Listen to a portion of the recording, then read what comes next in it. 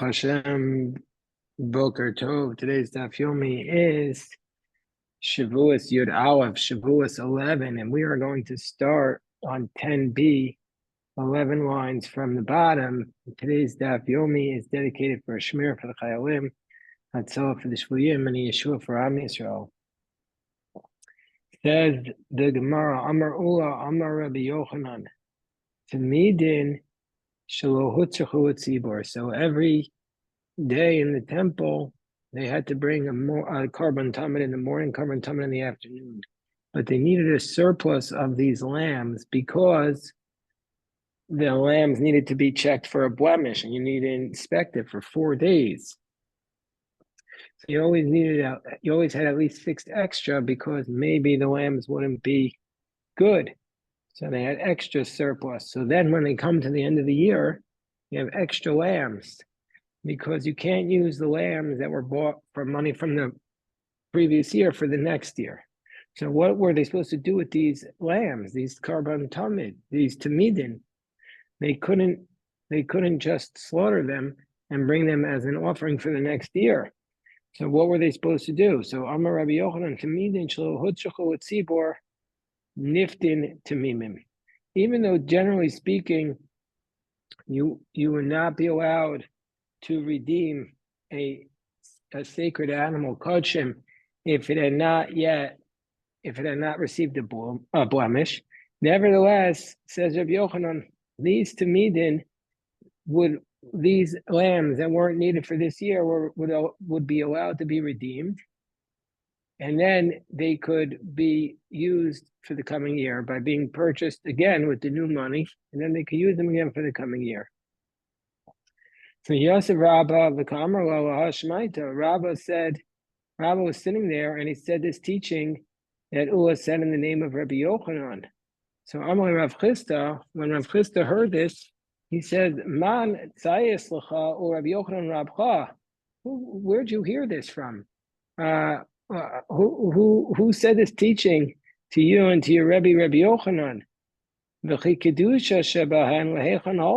did their holiness go that you could just redeem them? That's not the way it works. The only way you could really redeem such an animal is if it got a blemish on it. So, meaning to say,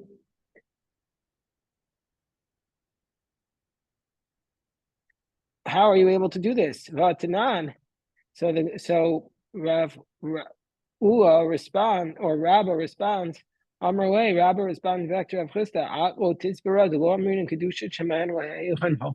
don't you agree with this possibility that we are able to say the Kedusha of then, where did it go? But we have a concept. We have a Mishnah in Krisus, where the Mishnah says, Mosera Ketoras, that if you have the leftover Ketoras, Mahayu Osimba, what would they do with this leftover Ketoras? Again, we have the same problem that at the end of the year, they had all the money that they had used to pay for the Ketoras, but now that year is expired. So what were they supposed to do with it? To allow them to use it for the next year. Because every year would have extra Ketoras. It was impossible, Rashi says, because they would make Ketoras for the Kohen Gadol on Yom Kippur, and it's impossible that he collected all of it. And so therefore, they had extra. So what would they do with it? And what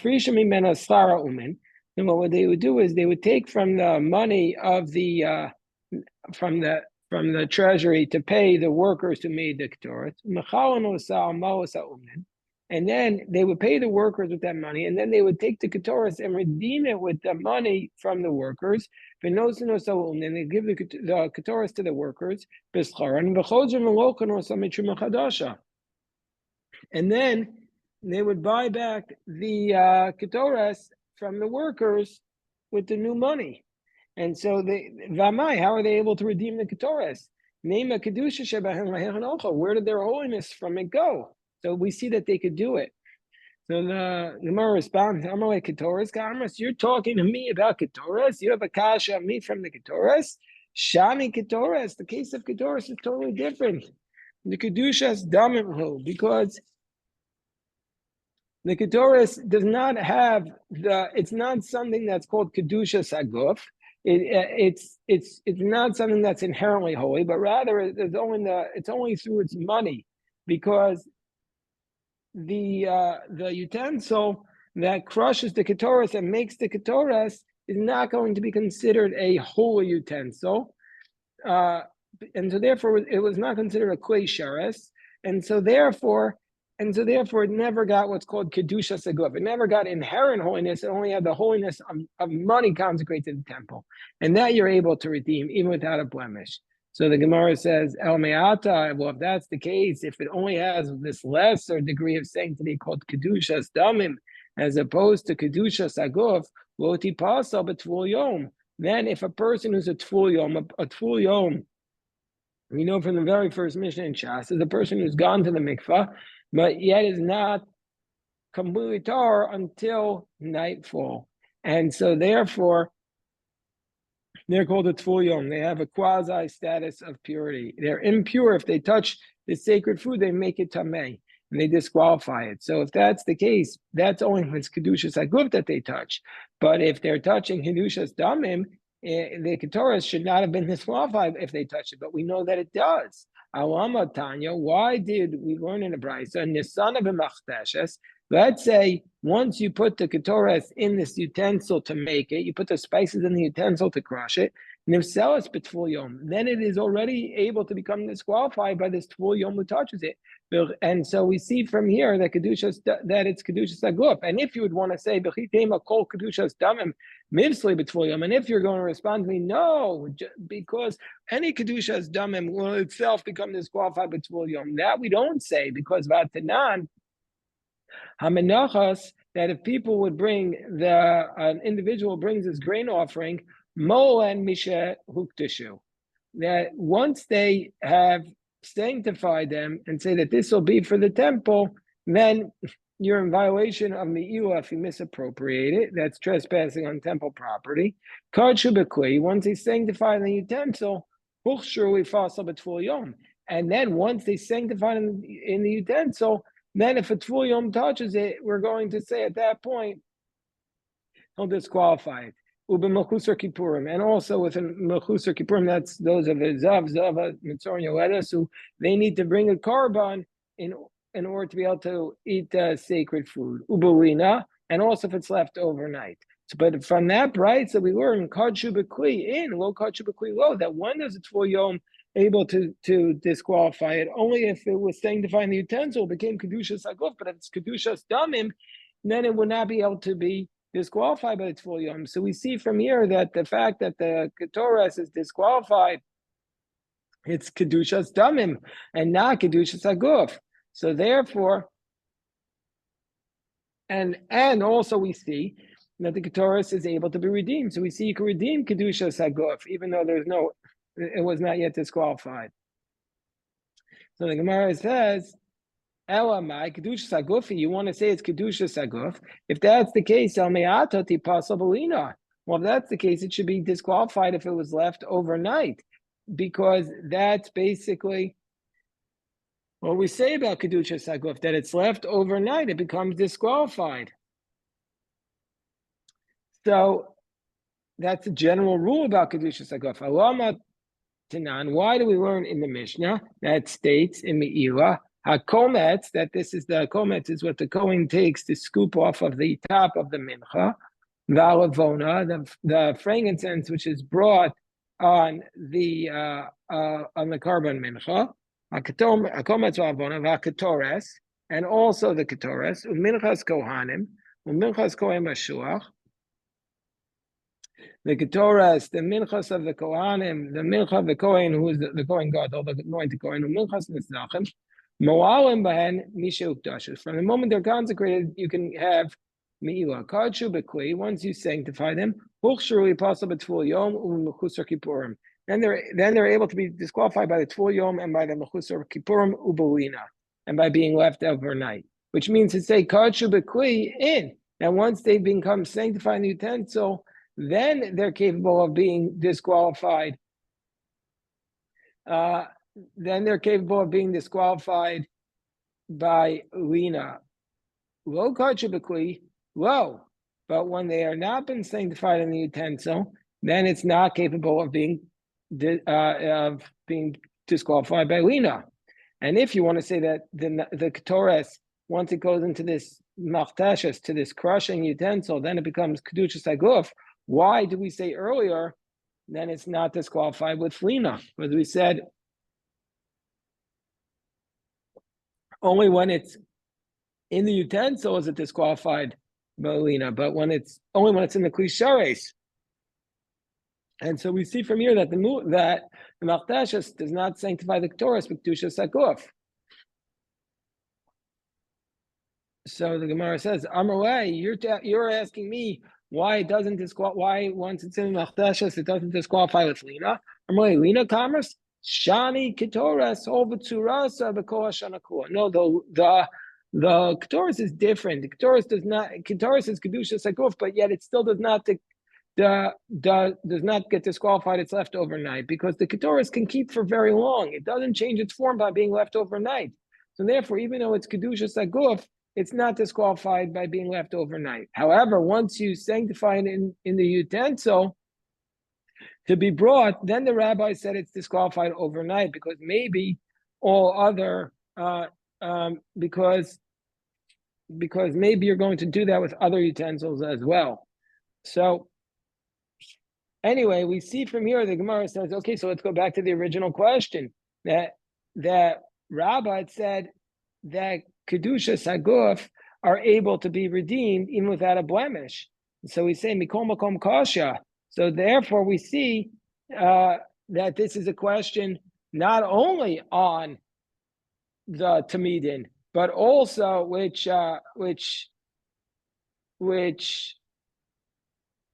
Uad said, and in the name of Rabbi Yochanan, but also now we see that it's also on the Ketoras. So we have, even though we proved that Ketoras also you could be redeemed, even though they're Kedusha Saguf, we still have the question, where did their Kedusha go? So Amar, well, let's see if this is Rava or Rava. This is the Girsa issues. This caveat say Rava, Amar Rava. So how are we able to do this? Because it makes sense that it's Rava answering Rava's question.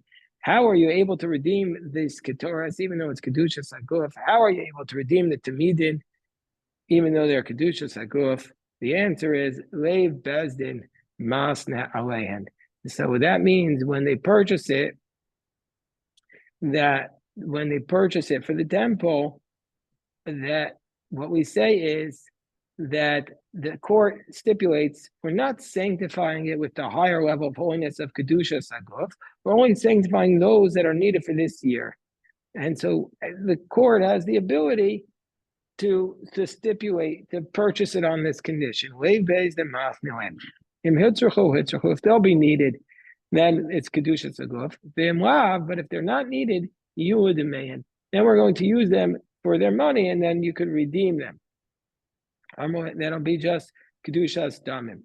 So Amarle Abaye says we have a different problem. How could you say this? V'amar Huda Amar, but you yourself taught in Mesechas Tamura the Hikdish Zachar Ladamav Kadosh Kedushas Aguf. Let's say you sanctified a ram and say I'm just sanctifying it for its value. Doesn't matter. We don't care what you said. It still becomes sanctified with Kedushas Aguf, and it can never be sold. Why? Because since it was sanctified, and it itself, Rashi says, is able to be brought as a carbon, therefore we say it goes under the rubric of the altar, and so therefore you can't redeem it for Kedushas Damim. Also, this case also, that it shouldn't make a difference that the Leiv Bezdin was Mafna, because we say it doesn't matter. Even though you consecrated for its money, we'll say that it'll be Kedusha Saguf because that's what it was basically capable of. And so anything that's capable of Kedusha Saguf of being brought on the altar should not able to become Kedushas Damim. So that's the question. So the Gemara says, "Ol kasha hada amar udmei ola hada amar udmei nesachim." So that which Rava had said, that you're not allowed to consecrate damim for the Mizbeach, that's in a case where you consecrate the animal in order to sell it and purchase a carbon ola. Because since it itself is able to be brought as an ola, you're not allowed to sell it and say, I'm going to purchase an ola for it. So there we don't allow it. But if you say we're using this animal to raise money so we get nisachim, so we can get libations, we can get the flour on the altar for the altar, flour and the oil for the altar, that would be okay. So Abaye challenges this idea that of leiv bezin mas ne'elam. Do we really say leiv bezin mas ne'elam in this case? Is that really a valid answer? That when they buy the sheep, they say leiv bezin mas ne'elam? Rabbi, it says that the power of Asar Shel Yom Kippurim. Let's say you have the bull and the goat of Yom Kippur, she'avdu, that they lost them. V'hifresh acherim tachteim. You lost the bull and the goat of Yom Kippur, and you replace them with others. V'chein, and also on the top of Yud Aleph from a base, the area of Avodah Zarah, you have a goat that needed to be brought for idolatry. She'avdu, that you lost this goat for the sin of idolatry. V'hifresh acherim tachteim, and you separated all of them, and then you found them afterwards. Kulan yamusu. Divrei Rabbi Yehuda. Rabbi Yehuda says that they all die. Meaning, when you find the original ones after you already brought the karbanos, what do you do with them? So we say that at that point that they all have to die, because Rashi explained that they're not similar to the Sirah Regalim that we learned by the goats of the festivals that you could bring on another festival. But these, they're only going to be capable of being brought on the next Yom Kippur. And so since the year had already passed, and so they were donated from the previous funds, they can't be brought. So therefore they have to die like a chatas, shekipru baleh, like a sin offering whose owner had already achieved atonement. And it's a law from Moshe Sinai. There are 5 chatos that die, and this is one of them, an owner whose chatos whose owner had already achieved atonement. So that's the position of Rabbi Yehuda, where it's Rabbi Elazar, Rabbi Shimon Omrim, Yiru Achi Yistavu, that you let them graze until they get a blemish. V'yimkiru, and then you sell them. V'yipu d'mein unadava, and you take their money and use it for the temple to purchase voluntary offerings. She'ein chatos tzibor mesa, because this law that of the chatos that die, that's only my individual offerings, not communal offerings. But according to Rabbi Elazar and Rabbi Shimon, you wait for it to get a blemish. Why do we have to wait for it to get a blemish? Why don't we say lema leiv bezdin mas ne'elam? Why don't we just say that the court made this condition at the beginning and purchased it, and when the court purchased them, that if they'll be lost, you can redeem them without a blemish. The Gemara says, Avudin Kamas, you're talking about this case where you lost the bull of Yom Kippur, and you expected the court to purchase that on a condition, the bulls at the beginning of the year, because maybe the Yom Kippur bull will be lost. Shani Avudin, this case of Avudin is so unusual. The little shlicha, it's not common. So the rabbis didn't purchase it on the condition because it's such an uncommon situation. Gemara says, well, what are you talking about? I'll give you another example. Hare para, what about the red heifer, the lo shlicha? There's nothing more uncommon than the para aduna. Rashi says that there was only 7 of them through all of the days of the first temple and the second temple, so it's extremely uncommon. Matanya pare niftes al kol psul shabbat, that if the red heifer gets a blemish, it can be redeemed. Mesa, if it dies, tipada, once it dies, it can be redeemed. Nishlata, if it is slaughtered, tipada, if it's slaughtered in the improper place, then you're able to redeem it. Matzah cheres nahimena. Let's say you find the better red heifer, you can redeem the initial one. Shachta al gabe marachta, that if he was slaughtered on the fire properly, on the Rashi says on the Hara Mishla, on the Mount of the Olives, and they slaughtered it in this place where it was properly slaughtered, then it can never be redeemed. So we see from here that and the para is itself something that's not common, and we see that it can never be redeemed. But we see from this brisa that if you find something better than it, you're able to be redeemed, even though it has no blemish. And when we see that the court must have stipulated, even by something that's uncommon, like the para aduma. Gemara says, no, that Abaye, Rabba responds to Abaye, Shani para, the case of the para aduma is very different. Why? Because para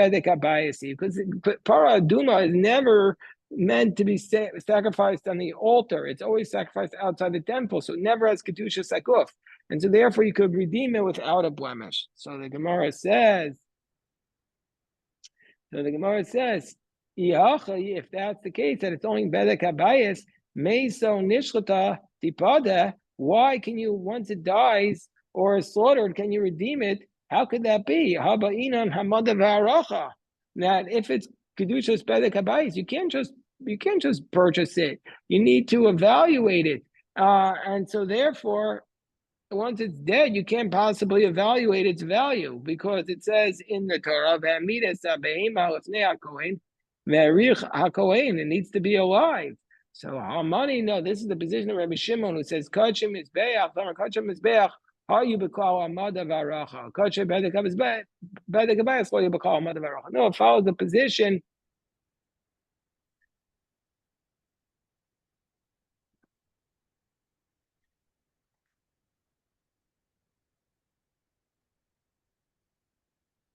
Hold on one second.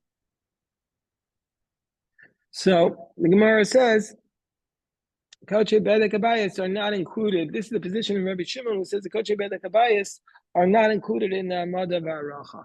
So that's why if it died, you didn't need to do Amada V'Aracha. So the Gemara says, Rabbi Shimon, Ema Seifa, if it really is Rabbi Shimon's position, who says that Amada V'Aracha, that Koche Bedek Abayis don't require Amada V'Aracha, what about the next clause? Shachta Gabi Marachta, Ema Pedia Olamis, that if it was slaughtered on the fire, on the Har Mishra, then you could never redeem it. Then on that point, you could never redeem it. And the reason is because once it was slaughtered properly, it will be a genai to take it out to Chulin. And that's how Rashi explains it. That Ein Pedia Olamis at that point, so the Gemara says at this point, so if you want to say that this is the position of Rabbi Shimon, how could you say that once it was slaughtered on the Marocha, it can never be redeemed? Rabbi Shimon Omer, para mitame tumas ochin, that para is considered food. And so therefore, after the red heifer is slaughtered, if a sheretz touches it, it could become tameh. Why? Kosher, because it had a moment where its meat was permitted to have benefit, and that's when it was food. Amar Reish Lakish, and Reish Lakish explains what is he saying when they have this moment where it was food. Amar Rabbi Shimon para niftais agabe marachta, that even though it was slaughtered properly, at that moment it could be redeemed, and so therefore, since it had the ability to be redeemed, Rabbi Shimon's position is that it is like it's redeemed, and so therefore it's like it's food. And so we see from here that the Brisa cannot be Rabbi Shimon. So therefore, the Brisa cannot be Rabbi Shimon. Then we say that we must be talking about Kedushas Haguf here. And so therefore, if that's the case, why are they able to stipulate about this paraduma, even though it's not something that's common? So the Gemara says, okay, no, the reason why they made this condition about the paraduma, even though it's not common, is all because it's worth so much money, and it's so rare, therefore the court would purchase it in this manner.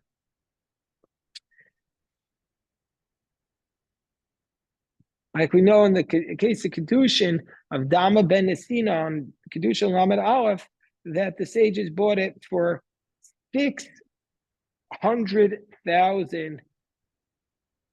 Hold on.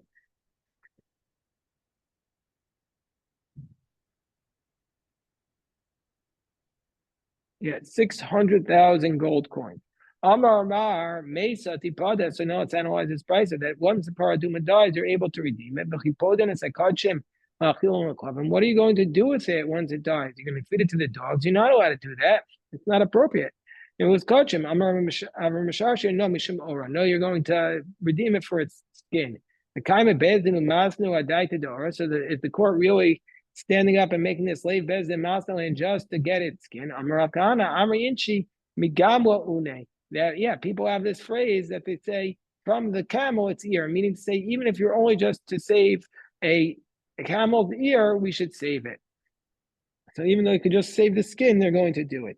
Esvei, the Gemara says, let's go back to this law of Lev Bezdin Masnelem. Esvei, Amrulo, Rabbi Shimon, Maushe Yikravu Zebazet. It said in our Mishnah that they asked Rabbi Shimon that can you bring the goats? Let's say you lost a goat that you separated for Yom Kippur, and you took a different goat, and now you found the lost goat. Can you bring it for Yom Tif or Rosh Chodesh? Amrulo, Rabbi Shimon said Yikravu, you can. Amrulo, Hol Vein Kaparas and Shevan. And since they are all doing different atonements, how can you do it? It says no, the answer is because they all are under the same rubric of Tumas Mikdash V'Kedashav, even though it's different aspects of Tumas. Why do we have to go to that forced answer? Why don't we just say Lema Lev Bezdin Masterland? Why don't we just say that the court stipulated that if they will not be brought on Yom Kippur, they can be brought on a different festival? And the court stipulated at the beginning. Gemara says Rabbi Shimon commerce. Rabbi Shimon lay slay lay Bezdin Maslan. This was not the answer that Rabbi Shimon gave. Rabbi Shimon doesn't hold by that answer.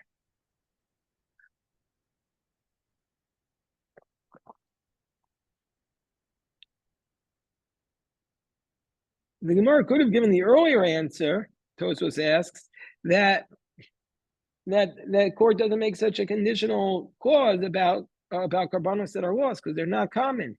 And so he says, well, maybe it's different because before we were talking about the Sayer of Yom Kippur that's brought once a year and it's not common. And so therefore the court stipulates it. But here, that was a Sayer Apanimi, but here we're talking about the regular Musaf offering, so maybe it's more common to get lost. Back to the Gemara, Rabbi Shimon ain't niftin tamimin. Rabbi Shimon says you can't redeem those sheep. And the Chum say you can redeem it. So therefore, this answer is only according to the Chachamim Lev Bezdin Masnelem. But Rabbi Shimon says you can't do that. Rabbanan the Plilu the Rabbi Shimon Manin. Who are these Rabbanan who argue with Rabbi Shimon? You name a Rabbanan the Ketores. If you want to say that the Rabbanan the Ketores, we would say, are those the? Do you want to say it's that position?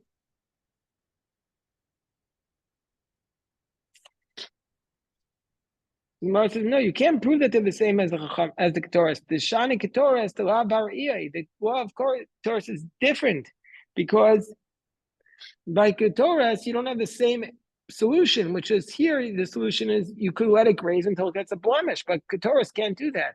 So it must be the Rabbanan, do you want to say it's the Rabbanan of Parah who allow you to redeem the Parah Adum without a blemish? Don't Mashani Parah, the Mary Yakar, maybe the Parah is different because it's more expensive. El Rabbanan da Amrulo, maybe it's the Rabbanan of our Mishnah that said to Rabbi Shimon that the goats can serve as atonement for each other. So that's the position. And Gemara says, no, it can't. Rabbi Yehudi, according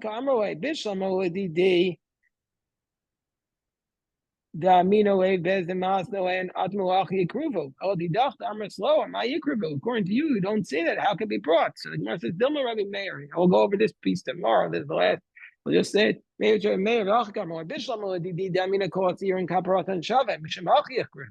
I say they're all the equivalent, therefore it can be brought. According to you, why is it able to be brought? So the Gemara therefore says, El Rabbi Yochanan Gamir Gamiralai, or Rabbi Shimon a Niftin, or Chamim Niftin. So we say Rabbi Yochanan had a halacha, and he said, according to Rabbi Shimon, it's no good, but according to the Rabbanon, you can do this concept of Lev Bezdin Masnelem. All right, we'll stop here for today's Daf Yomi. Our big shkoyach.